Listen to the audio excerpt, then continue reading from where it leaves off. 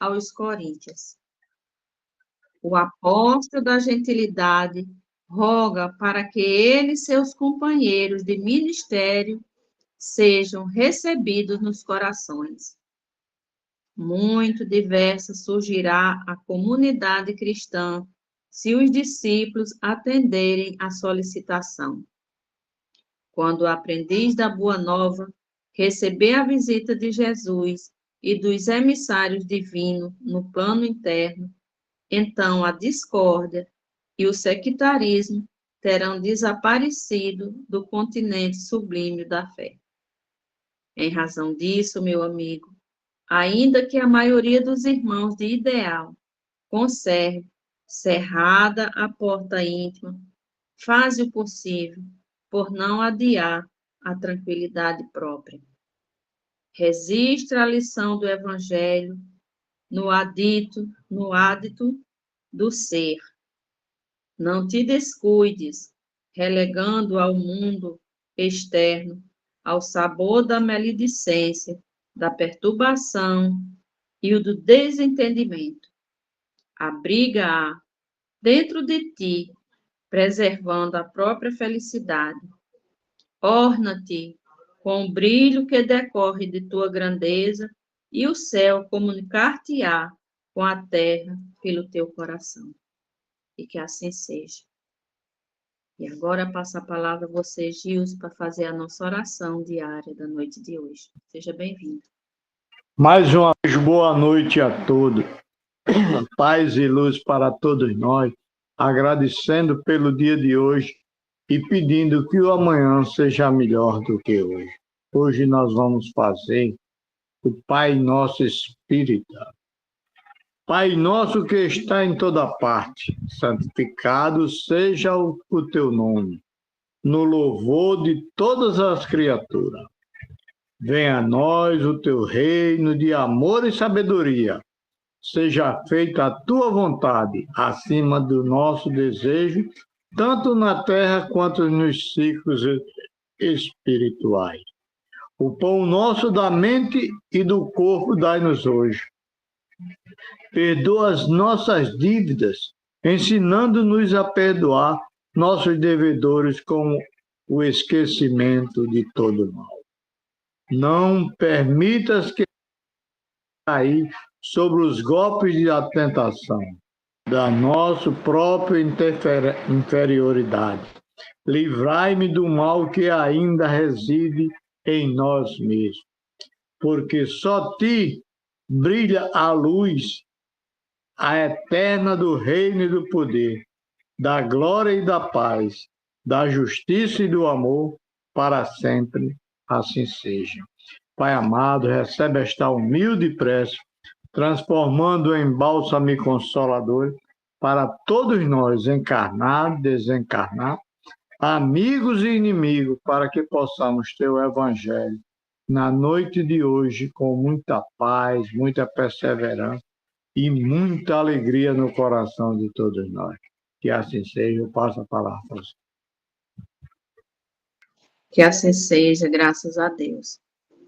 E assim, Mestre Jesus, amado Mestre, nossos mentores espirituais, Virgem Mãe Maria Santíssima, a Ti, Bezerra de Menezes, pedimos a permissão para iniciar o nosso Evangelho da noite de hoje com muita paz, com muita luz, passando a palavra ao nosso irmão Ivan.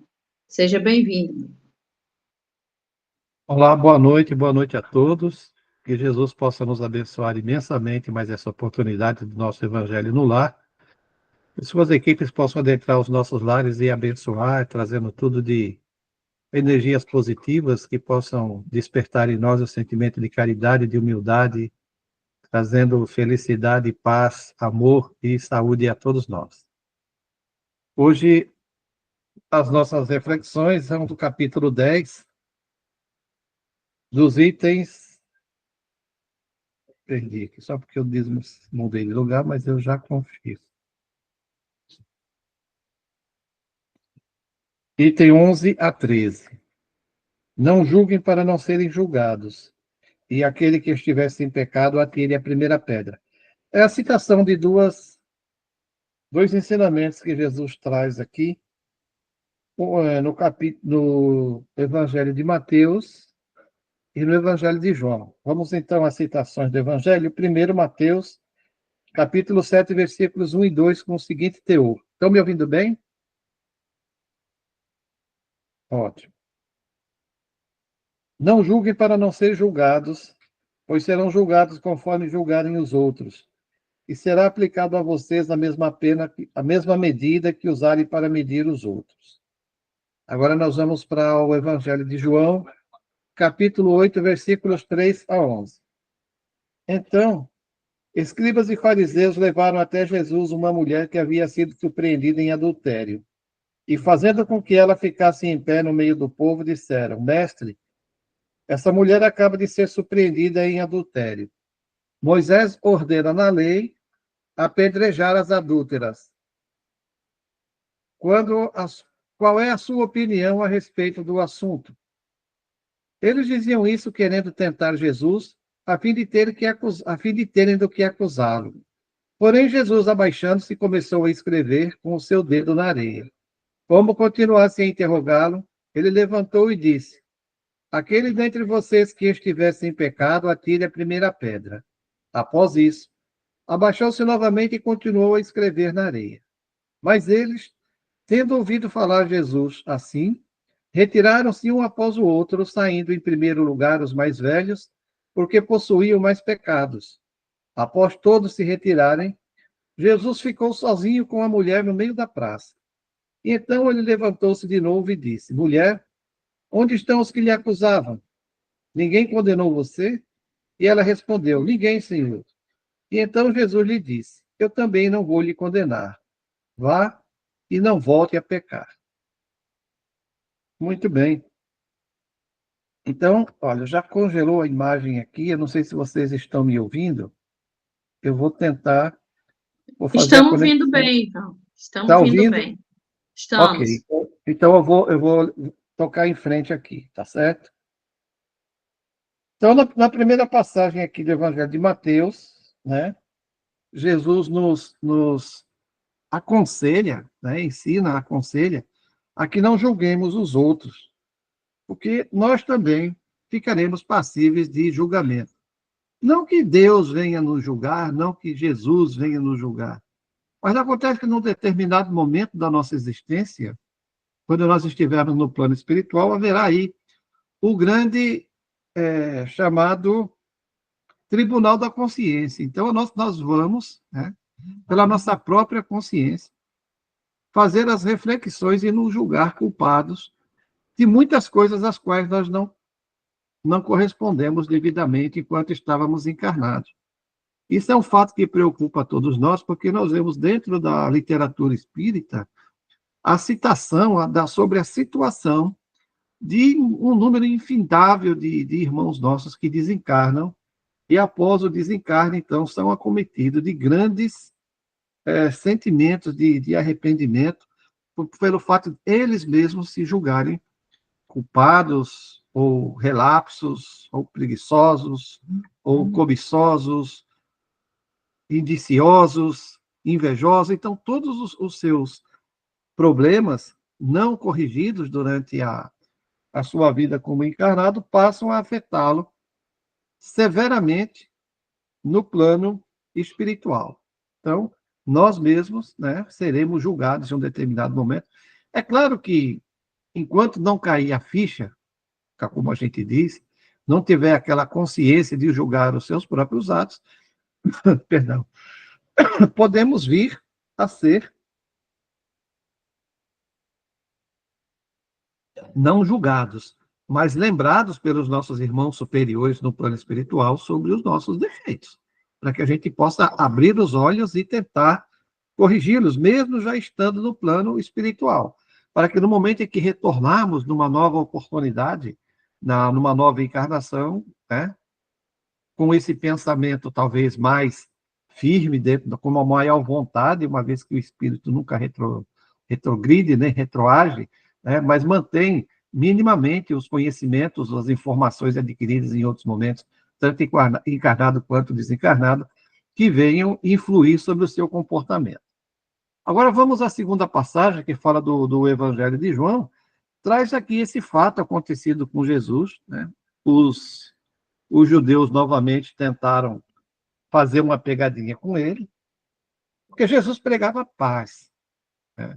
E o fato de Jesus pregar a paz, eles tinham as leis que eles seguiam, que determinava que, aliás, não só a paz, mas a doçura, né?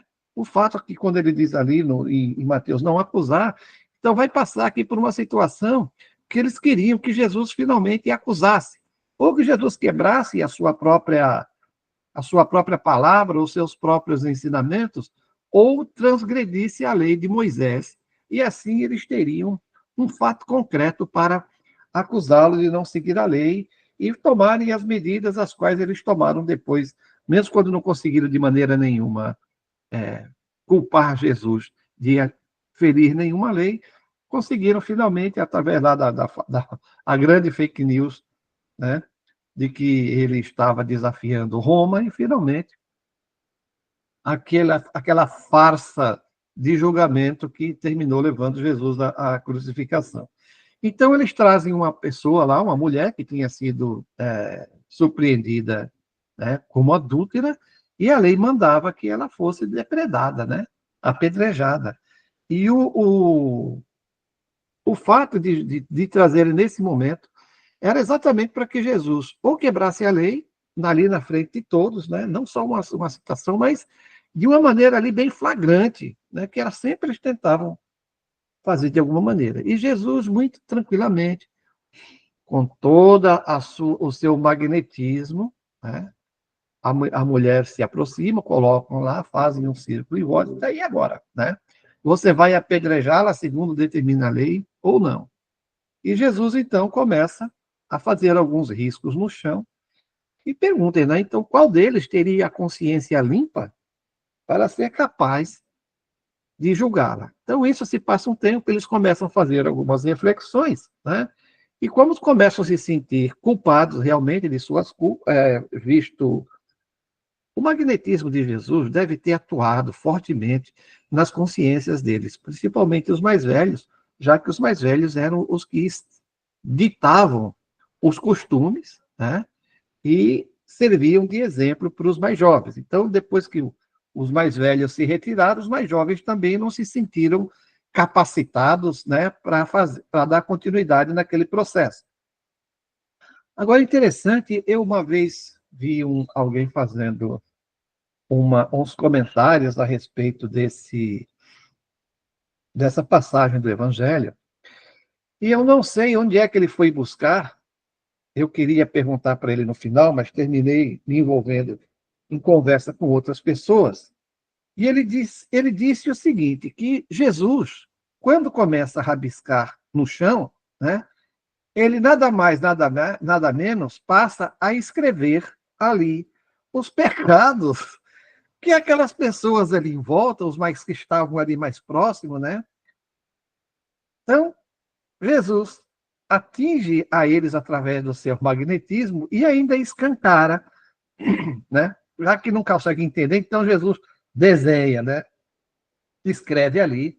E essa pessoa cita que Jesus estaria escrevendo ali os pecados aos quais aquelas pessoas haviam cometido. Isso fez com que eles se sentissem, como seria aqui a palavra, constrangidos, né?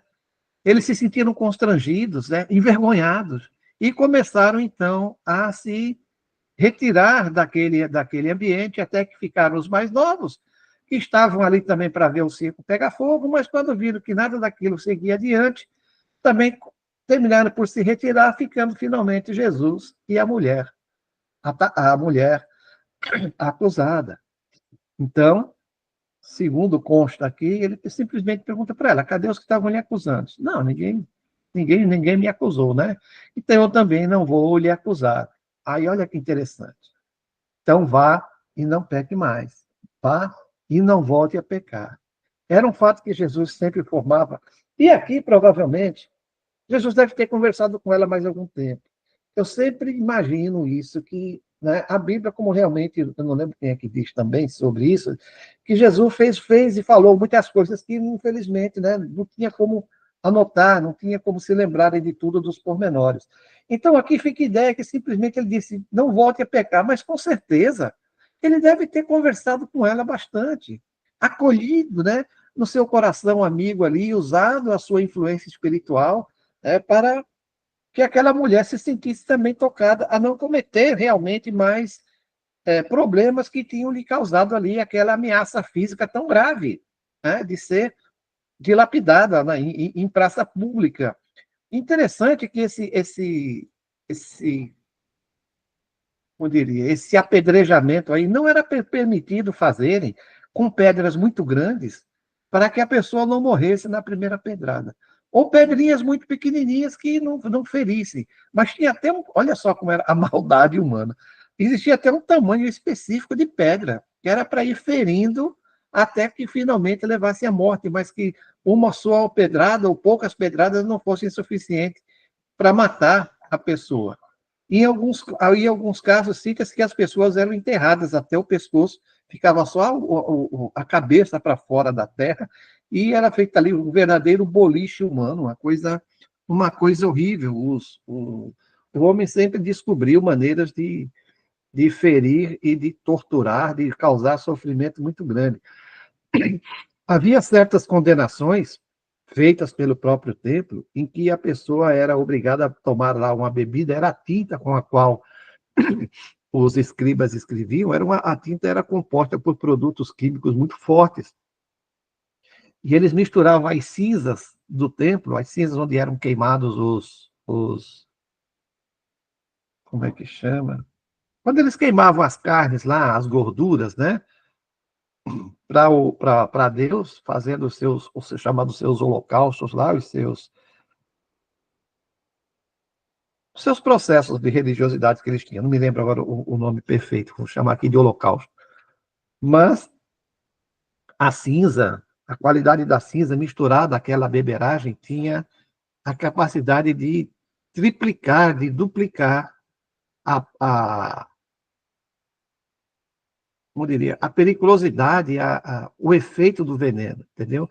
Então, se a pessoa tomasse aquela bebida lá e continuasse viva, tinha sido perdoado por Deus. Mas parece que ninguém escapava, não, porque eu lembro no artigo que eu li, né, a tinta continha chumbo, continha outros produtos químicos, e junto com a cinza, isso era terrível, causava dores imensas e levava a pessoa à morte em muito poucas horas, muito poucas horas. Às vezes a morte era quase imediata, dependendo da resistência física de cada um. Então, eram maneiras que a religião utilizava para controlar as pessoas e sempre usou muito da violência. O próprio Jesus, em determinado momento, ele cita, né, que antigamente o céu era tomado pelo ódio, pela força, ele diz, mas que agora não era mais, quando ele vem finalmente trazer a mensagem de amor, e dentro da mensagem de amor que ele trazia, que ele trouxe, não pode haver, então, essa questão de se acusar ao próximo. E uma passagem que ele diz: sejam vós misericordiosos para que também possam ter direito à misericórdia do Pai, né? Perdoar para ser perdoado. Como a gente faz na própria oração do Pai Nosso, a gente faz um compromisso, né? De perdoar, a gente pede a Deus que nos perdoe, segundo nós vamos perdoando a quem nos tem ofendido. Mas que se nós não fizermos isso, como consta lá no final, a gente vê lá na Bíblia, eu acho que eu não lembro exatamente agora no Evangelho de quem que tem o Pai Nosso, quando ele termina o Pai Nosso, ele diz: porque se não perdoares ao teu próximo, Deus que está no céu também não o perdoará. Claro que não é isso, né, meus irmãos? E Deus vai deixar de perdoar alguém por causa da sua brutalidade, da sua ignorância. Mas a realidade é que a própria lei de causa e efeito faz com que aquele que não perdoa, não elimina de si um sentimento negativo que ele teve em algum momento. Então, quando a gente perdoa, né, nunca é Perdoar nunca é fazer um favor para ninguém, mas principalmente para nós mesmos.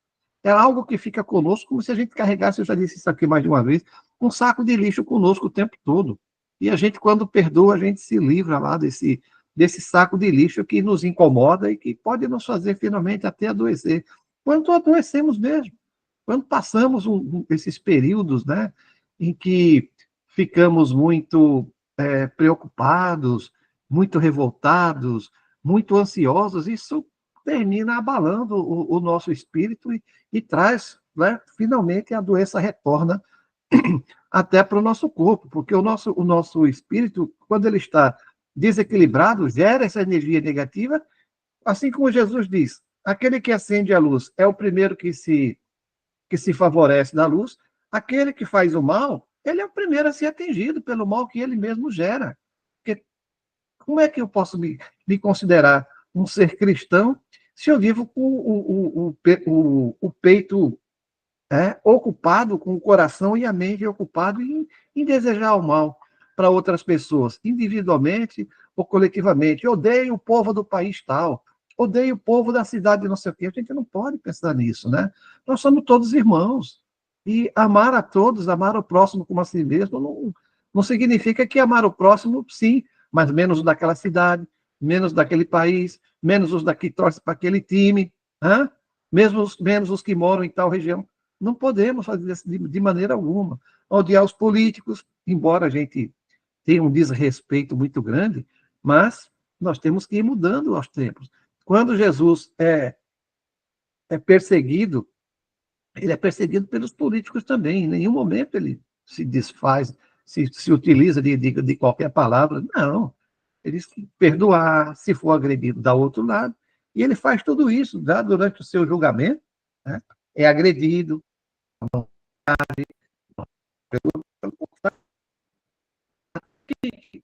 de maneira passiva, né?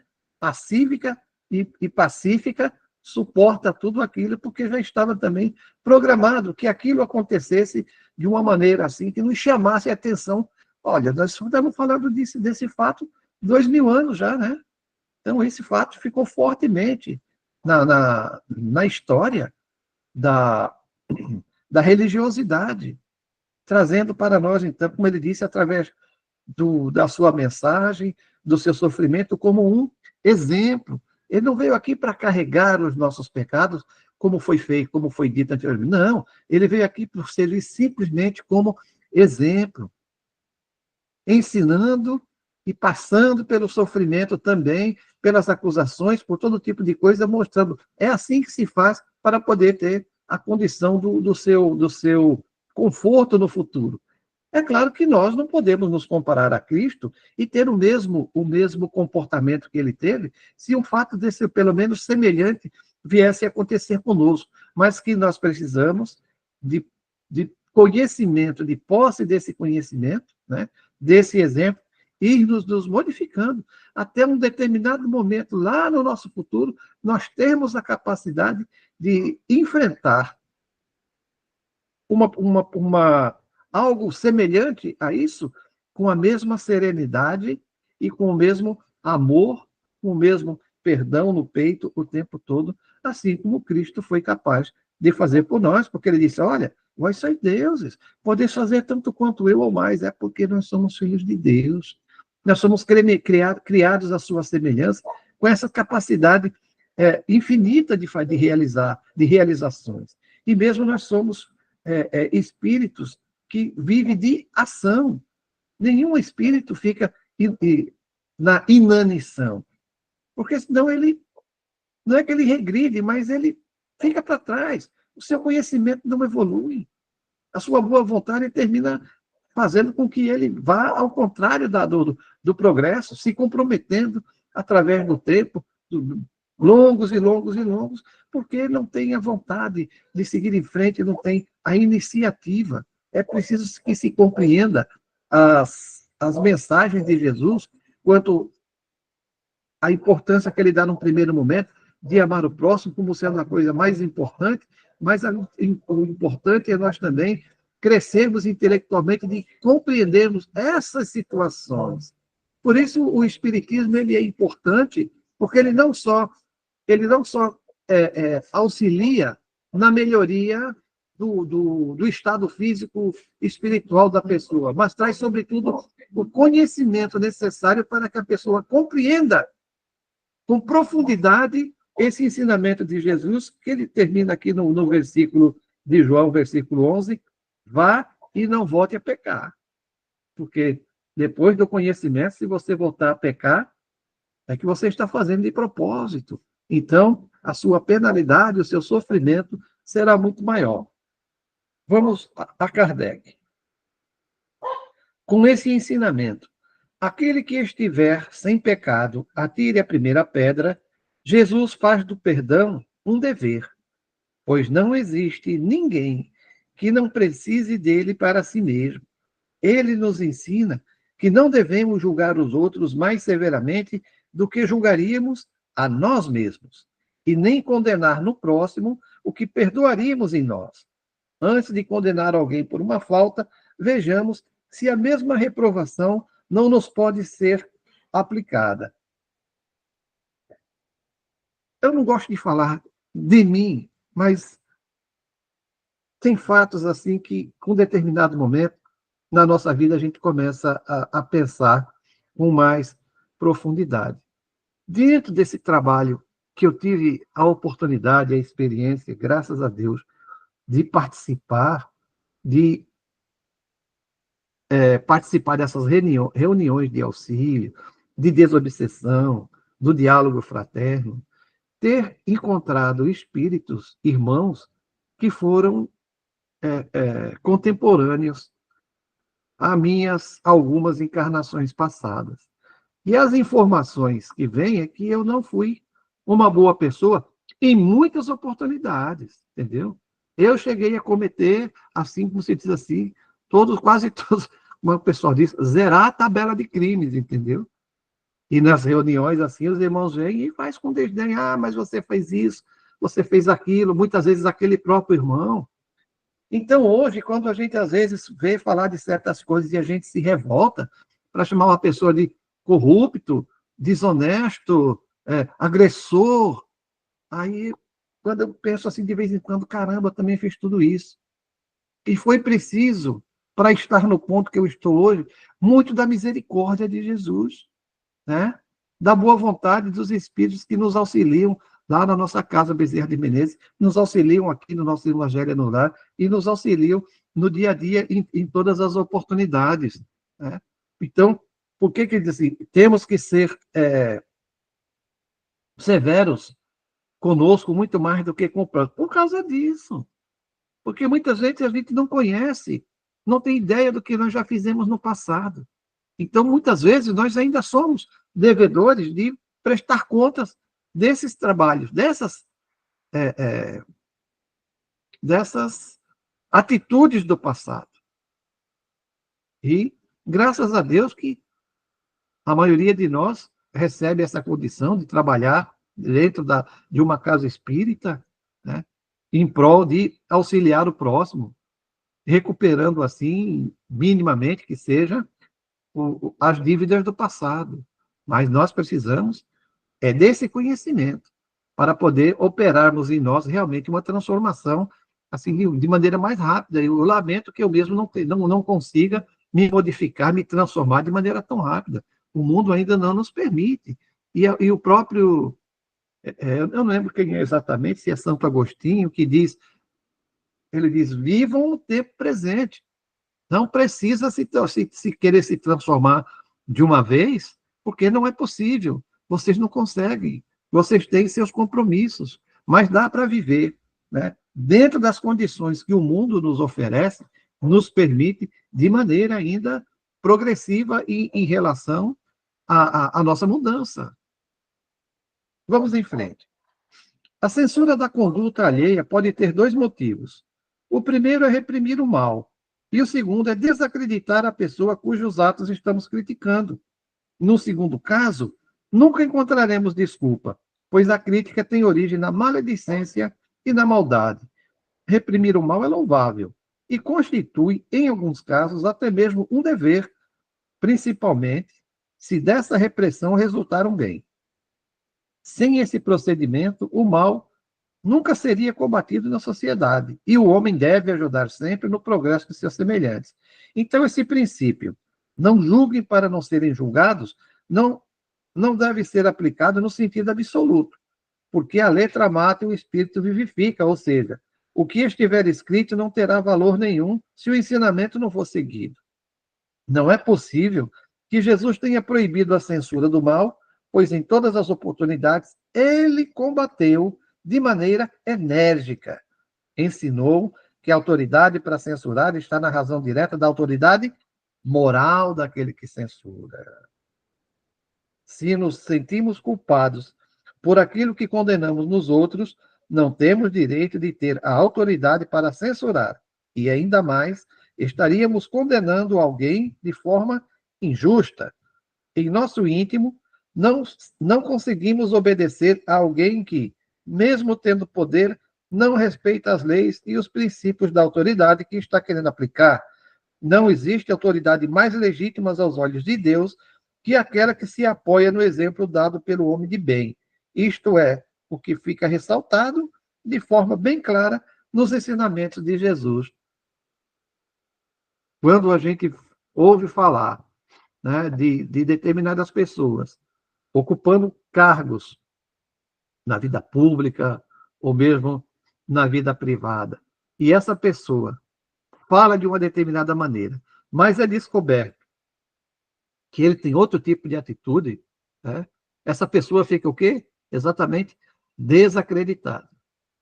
Agora, no mundo em que vivemos, hoje em dia é até mais fácil de se descobrir essas coisas, mas mesmo assim não é ainda tão fácil. Muitas pessoas, né, enganam durante muito tempo quando são descobertos lá na frente ou é conhecido por poucos e depois, num determinado momento, esse conhecimento passa a ser bem popular e as pessoas muitas vezes se arrependem e julgam, né, de imediato a questão de fala uma coisa, mas age de maneira diferente.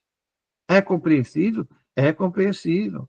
Jesus, quando fala lá com os fariseus, né, depois ele cita algo que a gente lembra muito bem, quando ele fala, ora, vocês são como túmulos caiados, né? Limpinhos, bonitinhos por fora, mas por dentro, podridão. Por quê? Porque fala uma coisa e diz outra. O livro não é exatamente o que diz a capa, e a capa não é exatamente o que diz o livro. Então, nossos irmãos às vezes se vestem, né, de uma oratória muito bonita, de roupas muito bonitas, de uma pele muito bem cuidada, não sei o quê. Mas por dentro, como ele diz, são lobos com pele de, né, lobo com pele de ovelha. Mas ainda não cabe, como sempre a gente termina dizendo, não cabe a nós julgar, cabe a nós compreender que esse irmão ele ainda não começou a sua grande caminhada da sua transformação. Ele ainda está muitíssimo, muitíssimo apegado às coisas materiais. Venha a ser sobre valores ou venha a ser sobre sentimentos, né? A questão de simplesmente de orgulho. Fato que demonstra o quê? Que é um espírito atrasado e que, portanto, aqueles espíritos atrasados ou os espíritos atrasados merecem a nossa misericórdia, porque esses são os que estão rindo, que vão chorar no futuro. Bem-aventurados os que sofrem hoje, né? Os que tentam se modificar, os que correm aqui todo dia para o nosso evangelho no lar em busca do quê? Em busca de mudança, em busca do consolo, em busca do conhecimento, para que realmente possa ir no dia a dia, pouco a pouco, se libertando dessas amarras do egoísmo e se transformando minimamente possível numa pessoa melhor a cada dia. Então, não julgar para não ser julgado. E aquele que estiver em pecado, atire a primeira pedra. Meus queridos irmãos, finalizamos então o tempo aqui do nosso Evangelho no Lar.